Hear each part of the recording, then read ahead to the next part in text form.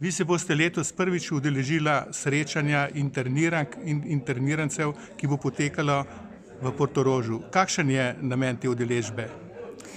Ja, zelo me veseli, da se lahko letos prvič udeležim tega pomembnega srečanja. Žal to v preteklih letih iz časovnih razlogov nikoli ni uspelo. Se mi pa zdi nadvse važno, ker je spominska kultura tudi važen del letnega programa Zveze slovenskih žena in polagamo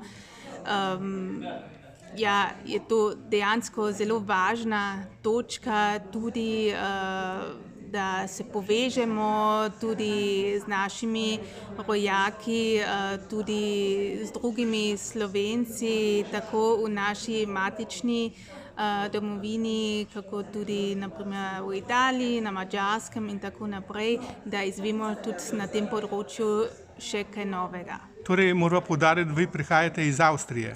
Prihajam iz Avstrije, s Koroške in sem tukaj na tem srečanju tudi tako rekoč v trojni vlogi, se pravi na eni strani torej kot predsednica Zveze slovenskih žena, kako omenjeno, torej spominska kultura, važen del našega letnega programa. Na drugi strani sem tudi sama potomka družine, ki je bila pregnana med časom druge svetovne vojne.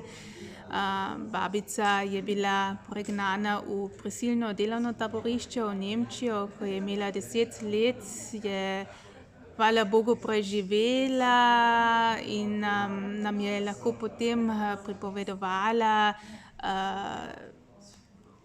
prav to, kar se nikoli ne sme več zgoditi. In to, da opozarjamo na to temno obdobje, se mi zdi važno tudi na poklicnem področju. Sem tudi novinarka pri avstrijski radioteleviziji ORF. In se mi zdi važno, da tudi taka srečanja tukaj, sploh tole 60-letnica srečanja, da poročamo o teh zadevah tudi v našem mediju. Še to povejva, iz katerega kraja na Koroškem oziroma Avstrije prihajate? Sama osebno delam v Celovcu, živim pa v Škofičah, to je blizu Vrbskega jezera. Aha. In kakšni so vaši prvi vtisi tukaj iz Portoroža? Ja, lepo, no. Povezani tudi z Matjažem Špatom smo jo že kar nekaj let.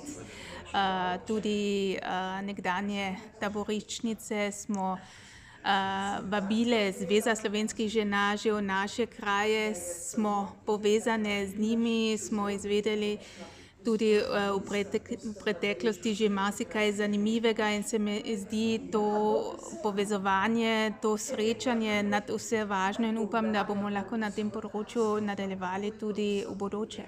To pomeni, je povezovanje, sodelovanje nekako vaš načrt dela vnaprej. Tako je bilo, tako naj tudi ostane in se mi zdi važno sedaj, ko skoraj nimamo več tistih prič časa, da nadaljujemo tako dolgo, kako pač le gre in da se bo morda spominska kultura doživela tudi neke nove oblike, tako da bomo lahko tudi motivirali mlajšo generacijo, da nadaljuje s tem v bodoče.